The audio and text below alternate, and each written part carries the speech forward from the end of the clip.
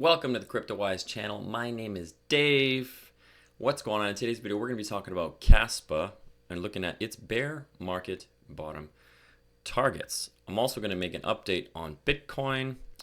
And if you've been watching my videos, you would know my stance so far on Bitcoin and where I think we're heading until the next new moon. So if you're new to the channel, in this channel, we focus on macro, technical analysis, and facts in the charts so we can have clarity and ease of decision making in the crypto market. We're laying out highest probabilities based on chart patterns, confluence, and indicators. No news, no hype, no narrative, just cool, calm, and focused. All right, let's get right into it. Kaspa is a very different coin, and it had its first bull run ever, and it's in its first bear market. So Kaspa, since its inception around September 2022, which is right around the bottom of the bear market, which is a very good time to launch a coin, Kaspa did an amazing 15,000%. So with that 15,000%, we topped out over here around July 2024 and had a second run up during the alt season that XRP and many other altcoins did in December 2024. Kaspa ended up creating this triple top kind of pattern, and the neckline of that pattern broke down. It back tested and then went lower, and it is clearly in a bear market just like many other altcoins. Currently, Kaspa is down as low as 88% and is currently sitting at 84% down. That's very typical for an altcoin. I do expect to see further down. It doesn't have necessarily a target pattern, but it is showing us a very clear downtrend, right? And here's how we mark it out. We just grab the pivot highs like this on a trend. And we look at invalidation methods. So if we look at how it broke down, we've got this topping structure, right? The neckline broke, and what happens is typically when a structure breaks down, that previous support turns into resistance. We often see a back test, sometimes twice, and then we break lower, testing it as resistance, and then we break lower. That structure breaks, then that support breaks, turns into resistance, and we go lower. So basically what's happening is it's just confirming the downtrend as it's going. And one way to know if Kaspa is going to be going back into a bull run would be breaking out of this downtrend that it's in, these previous pivot highs. That would be the confirmation. So any break above this level here, I would say Kaspa has a strong, a weekly, in this case, a weekly candle close back above this level here at 58. That will give you a very strong indication that Kaspa is back into a more bullish structure and likely to break the downtrend and keep going.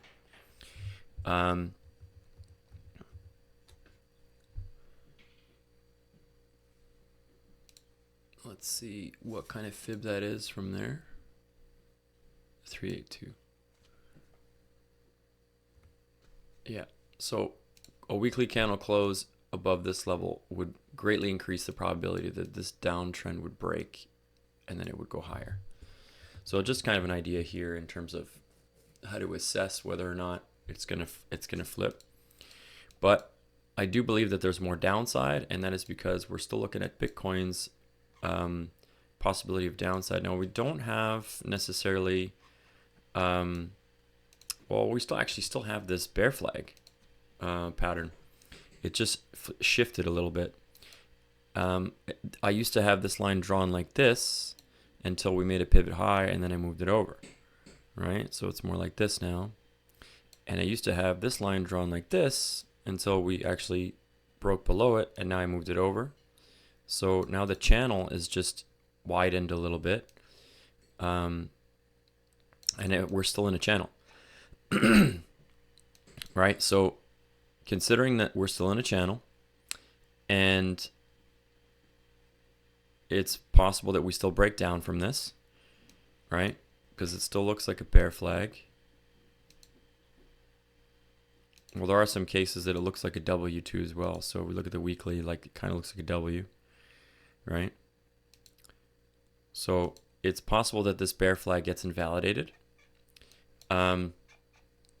So I gave a scenario in a previous video that we could see this break out and fill the CME gap. If you guys aren't familiar with CME gaps, CME, Chicago Mercantile Exchange, they like to, they close, the CME actually has a price action of Bitcoin that closes on Fridays and reopens on Sunday. And if the price moves during that time and on the actual Bitcoin price, because the real Bitcoin price is open 24/7, between that time that the CME is closed, it creates these gaps, and these gaps like to get filled, and there is one over here right around close to 81k, just at the bottom of this wick here. So they often get filled, and it is possible that we get a temporary breakout of this just to fill the gap, and then we roll over to go down. So in this case, it wouldn't be necessarily a bear flag playing out, but it would be actually just a corrective structure that is temporarily bullish and would be the ultimate thing to get people all excited that we're going higher before it breaks down. So I'm going to share with you examples of where this has happened. You can kind of see here, there's almost a W structure, right? Break a little higher and then it breaks down, right? So we broke the range high, which was here, closed above it for a little bit of time, and then we broke down. It's the 5-day time frame. So we've also seen that in bear markets over not this case, because these were all lower highs, but in the previous cycle before that, it was a very, very clear one. Actually, a couple of them. Let me go on maybe the 4-day, it's a bit more clear. Or was it the weekly? Yeah, I guess it's just better on the weekly in this case. We can see here that we had a kind of double bottom breakout, right? Wick down, back test of, or sorry, a higher low, or we made a high and then a higher low, and then we broke the neckline. It's a W basically, and then we broke out temporarily, and then we went down even harder. And not only there, but it did it twice this cycle, where we had another one here where it looked like a W very, very temporarily. And this is the thing where I think it might happen this time, where like because you take this price action out, like that looked like a W breakout right there. What is a W? It's a reversal pattern, right? So if I look at, right, W reversal pattern, right? We look at here. Let's look at the images, right? Like this, right? W reversal pattern. Sometimes they look like this with a much bigger higher low. But yeah, so there's the regular one there. There's a much higher low, but either way, those are W formations, the reversal patterns. But sometimes these reversal happens as a way to correct the price temporarily. So, and it's happened right here where at some point the candle was way up here and it looked really, really bullish, but the candle came and closed back down at the neckline and then it just rolled over. So we could see something like that play out, and I think that might be the case this time, where it gets really bullish and then it just rolls over. This is why candle closes are so important to validate trend reversals and stuff. So very, very important to take note of that. So we could see a weekly candle. Well, there's 3 days left before this closes. It's possible. Maybe we close the candle here this week, and next week we go up like this and back down to fill the gap. Very possible. We could also break out a little bit more permanent like this and take some weeks to fill the gap and make a pattern, and then we break down harder in like June, July. So that is very, very possible as well. So we got to consider that those things. So those are possible. And we could also be not filling the gap and playing out this potential bear flag. The bear flag is still valid unless we close above this downtrend, basically. We'd have to make it there soon. And yeah, I mean, the days are limited and the new moon is coming.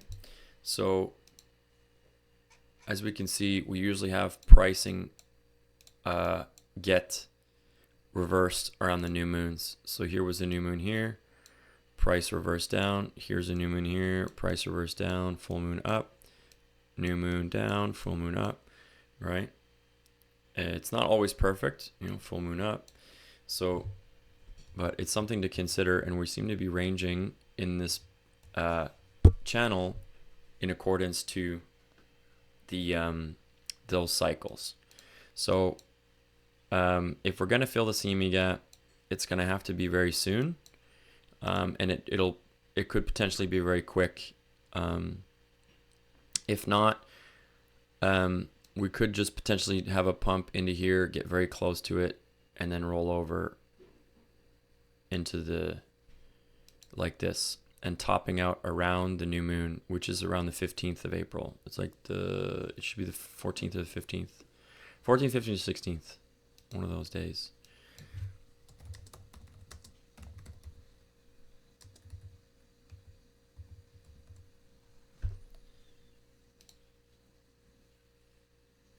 Oh, sorry, the 17th. My bad. Friday the 17th. So I was off by a few days. I was just thinking 14 days from the first. So the 17th. So yeah, that's the Friday. So there's time, right? We usually reverse somewhere in and around that area. Sometimes it's on the day.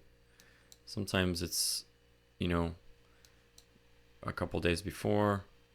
So it could be a Thursday reversal. Anyways, so we have, today's the 9th.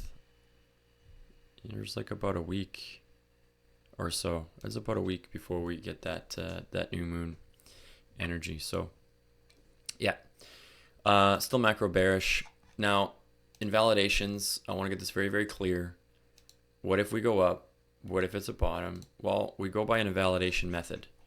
We don't panic, we just relax, and we just wait for these things to show that that we are indeed showing more confluence or reversing. Right now, we're just basically had this triple top pattern, which is a bearish pattern. Then the target's still lower, right? The target's still in this box, right? If I make a measured move from the point of the breakdown, the target's actually around 53K, a little bit lower. So we haven't met that target exactly. And there are still other potential targets with this bear flag, which would send us into about 48K, potentially lower. No, it'll be around 48K, 47, 48K. Probably testing this wick here. So there's still, yeah, as long as that bear flag is valid. We are, yeah, looking at invalidations. So in previous history, we've never broken back above the 50 EMA on the 2 weekly unless we were already capitulated, right? So that's one thing that's really, really important, right? So we look at previous examples, break of the 2 weekly, let's measure it this way, break of the 2 weekly 50 EMA. We had a 56% drop, and it took 196 days from then before we bottomed. Okay. And then from this one here, when we broke the 50 EMA, we've had a 48% drop. I mean, we bottomed pretty fast after this one. 28 days, but it's in context of like also the whole thing. So it might not be the best way to measure it, because either way, the bear market still took, 364 days too as well. So, right, 364 days. So that's kind of what I'm mapping from. But either way, these big drops, the point I'm getting at is we didn't break back above the 50 EMA on the 2 weekly until we actually completed the time frame of the bear market low. So maybe some of these we broke down later, but either way, the 1 year bear market was complete in terms of time frame before we broke back above the 50 EMA on the 2 weekly. And it was the same case over here. The bottom was 406 days in, and we broke it in the last chunk. In this case, well, I would count it here. It was also very quick, this 128 days, but we spent a lot of time underneath it, 308 days. So the point I'm getting at is, yeah, we finished our 1 year bear market before we broke back above. Finished our 1 year bear market before we broke back above. And in this case, same thing. We finished our 1 year bear market before we broke back above. So the 2 weekly closing a 2 weekly candle back above the 50 EMA on the 2 weekly is going to be a very strong reversal signal. Okay, that's very, very important. All right, but it has to close. It can't be a wick. It can't be above, above it temporarily for a couple of days and then it wicks down, like we see, like this, for example. There's a big wick, right? We can't see that. That doesn't count. And the other invalidation we're looking at is the RSI. So let me just remove this. Get the RSI out here. So relative strength index. Same thing on the 2 weekly because it's a larger time frame. Just clean that up. So on the RSI, we'll look at previous examples here. There is a clear level on the RSI that the RSI likes to trend below during a bear market on the 2 weekly time frame. So if I put this here right about there, okay? Yeah, that's correct. So, all right, starting from yeah, this level here. Well, actually it worked here too as well. But I don't like using that cycle because it's not a very reliable one. It was very short. Okay, so here we are. Right, 1 year bear market. Right, when we broke below here, which was there, which was also the 50 EMA on the 2 weekly. It was sitting around here somewhere. Broke down. RSI broke below this line, and it wasn't until we broke above it, which was on this candle here, the first big green one, that the RSI confirmed that we are now in a bull market, right? Think above this line bull market, below this line bear market, right? So, right, and then from that point on, from this point on here, only up until the bull market was done. Okay. Second scenario here, broke down below this support level. So by the way, support and resistance also works on RSI, which was this candle. This was this breakdown here, big move into the bottom. But it wasn't until we broke back above this line, which was here, which was this candle here, that it was basically up from there. I mean, we did have a pretty crazy pullback, but that was the COVID crash. But either way, it was pretty much up from there. Count that as an anomaly. But either way, that was the W breakout for the bottom. Okay. And we look at this cycle here, the previous cycle, when we broke down this level was over here, which would have been this candle here, and then we had a massive move down. And it wasn't until we broke back above, which actually was this candle here, that it was up only, right? And that would have been here, and the RSI stayed above this level too as well. So what happened in this cycle is that we actually broke below over here. That's when we broke below, which was there, right? A little bit early, in my opinion. It's getting earlier and earlier when we break this level. We back tested it, and then we went lower, right? Back tested and then lower. So right now we're sitting below this line, and as long as the RSI remains below this line, I'm macro bearish, and as well as the 50 EMA. There's no reason why we should consider that it's just going to go up only from here. We also have this weekly downtrend, which could break temporarily, like I was talking about, and then we still roll over. Yeah, so that is an invalidation. If we close above, it has to be a decent close. Like all these closes wasn't just like a little nick. It was, there was a pretty large, significant move above, right? So, which was this line here, basically? It's around 40.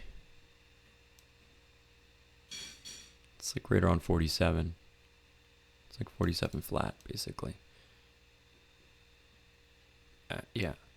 So that's really, really important.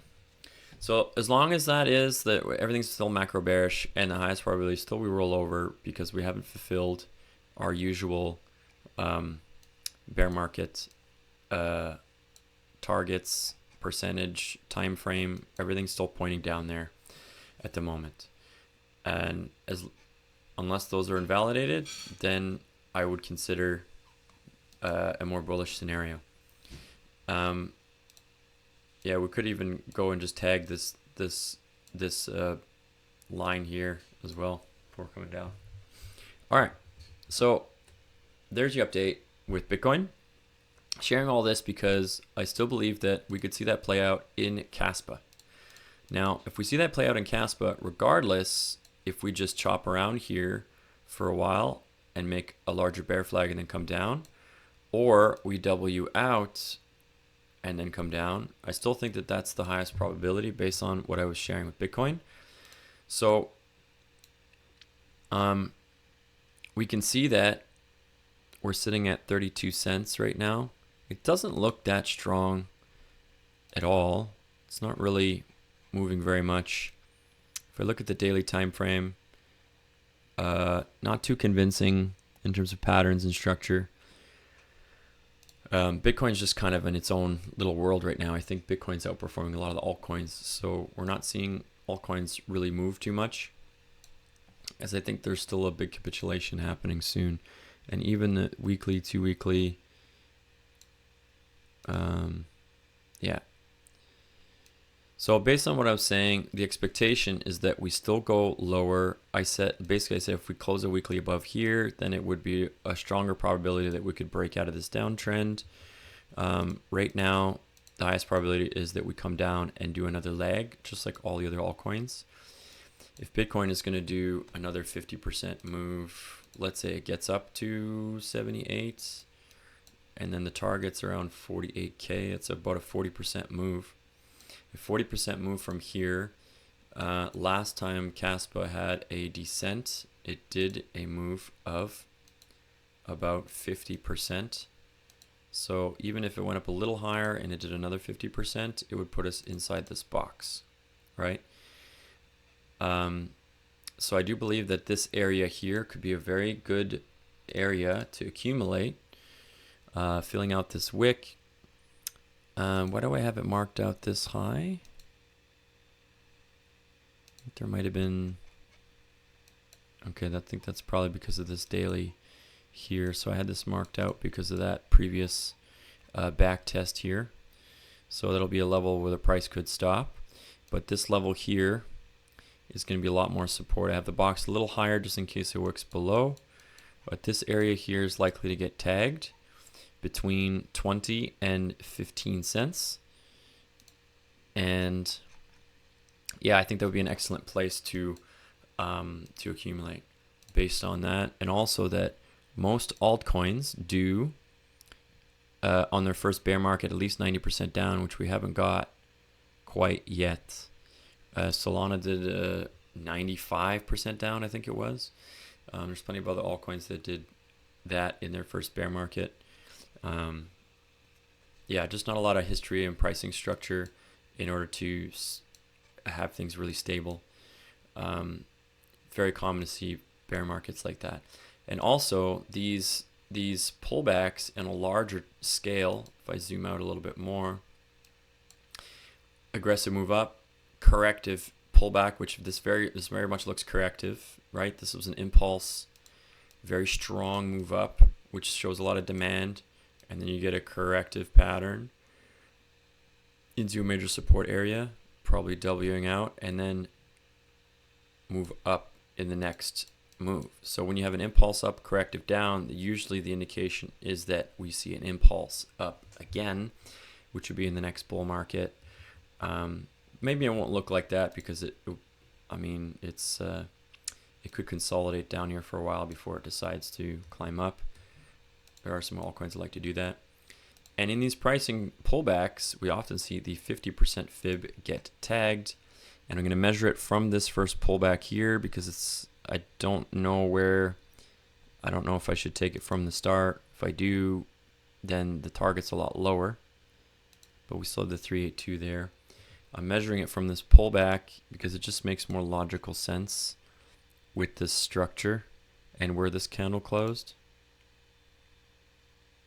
Because I don't know if the launch was here or there, because that's a wick. So it makes it a little bit strange for me to measure the fib. So I'm measuring it from this wick here because I find that wick a little bit strange. To me, it just makes sense to measure it from there. So I'm measuring it from this wick here, this red one, to the swing high. And our 50% pullback is inside the box, which is a really, really good sign because corrective pullbacks often stop at the 50% fib before a reversal. Very, very common. I think I have an example on Bitcoin, even in a bear market. Where was it? This one here. Perfect example. This either works for reversal to the upside or continuation. So I'm just showing you this as an example as a pullback. Swing high to swing low, right? Swing high to swing low, and the pullback went to the 50% fib before it went lower, right? So because we're in a macro downtrend, right? Corrective price structure, a bullish bounce as a bull trap, 50% fib, and then we break down into the bottom, right? So very possible that we see that in reverse, right? We're in a macro uptrend, we see a pullback into the 50% fib, and then we reverse to the upside, right? So yeah, I think this area here, because it's also macro, it's going to be a macro support level because we had a very strong support here based on this pullback, and that it held here. And 15 cents, it's a nice round number, psychological number as well too, that acts like a psychological support. So that area here is my accumulation zone for Kaspa, around 20 to 15 cents, I would say. Yeah, and anywhere below this wick would make a lot of sense to accumulate. Even your potential returns from that level, right? Let's say you got it at 18 cents to the swing high is 944%. So the potential, just getting back to the swing high, never mind making new all-time highs, that is very good returns. There aren't a lot of coins that are going to do about 1,000%. And if I take it all the way down, it could be 1,200%. That is pretty incredible. Now, of course, I'm not saying it's going to do that. I don't know. I don't have a crystal ball. But Kaspa seems to be, to me, looks like something that's worth accumulating some of based on how it looks, how it's been performing. Looks like a standard issue altcoin correction in a bear market, and the expectation would be to see Kaspa do really well at some point in the next bull market. All right, guys, if this was helpful. Like, subscribe, share the video. Comments, ask, please share in the comments, if this was helpful. If you guys got any videos that you'd be interested in, also let me know in the comments if you're interested in me making a video and sharing on how I turned $400 into 560 grand trading XRP. If you're interested in that, comment below about that, and maybe I'll make a video soon on that. All right, guys, I'll see you in the next video. Peace.